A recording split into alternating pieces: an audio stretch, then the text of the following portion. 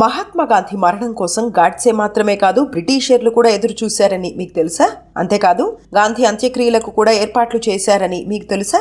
ఇది quit India ఉద్యమం నాటి సంఘటన. బ్రిటిషర్లు వెంటనే దేశాన్ని విడిచిపెట్టాలని 1943 ఫిబ్రవరి 10న జైల్లో నిరాహార దీక్షకు కూర్చున్నారు గాంధీ. అయితే గాంధీ మరణిస్తే తమకే ప్రయోజనమని బ్రిటిషర్లు భావించారు. చాలా కాలంగా తలనొప్పిగా ఉన్న గాంధీ సీన్ లో లేకపోతే ఇతర నేతలతో చర్చలు సులభమవుతాయని అనుకున్నారట. రెండో ప్రపంచ యుద్ధంలో మనం విజయం సాధిస్తున్నాం, ఇలాంటి సమయంలో ఒక వృద్ధుడి ముందు మనం తలవంచాల్సిన అవసరం లేదు అని విన్స్టన్ చర్చిల్ తన కేబినెట్ కి చెప్పారట. గాంధీ మరణిస్తే ప్రజలు నిరసనలు చేస్తారు, మహా అయితే 6 నెలలు బాధపడతారు, ఆ తర్వాత గాంధీని మర్చిపోతారని బ్రిటిషర్లు అనుకున్నారు. ఒకవేళ గాంధీ నిజంగానే మరణిస్తే ఆయన మృతదేహాన్ని తరలించేందుకు అన్ని ఏర్పాట్లు చేశారు. అంత్యక్రియలను నిర్వహించి యాషెస్ ని తీసుకెళ్లేందుకు హెలికాప్టర్ ని సిద్ధం చేశారు. గాంధీ మరణం తర్వాత నిరసనలను అణిచివేసేందుకు సైన్యాన్ని స్టాండ్ బై లో పెట్టారు. కానీ గాంధీ మళ్లీ కోలుకున్నారు, బ్రిటిషర్లపై పోరాడారు.